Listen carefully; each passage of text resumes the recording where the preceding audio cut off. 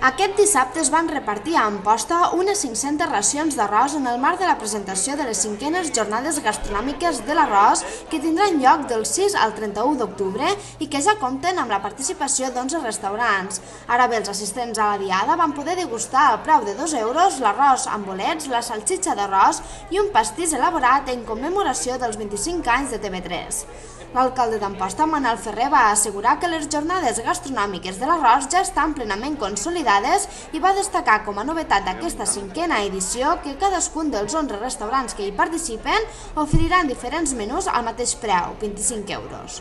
I aprofitem, lògicament, també per a fer una presentació oficial d'aquestes 5enes jornades gastronòmiques de l'arròs. Unes jornades que estan ja plenament consolidades i que aquest any ho faran o tiraran endavant 11 restaurants de la nostra ciutat, d'Amposta,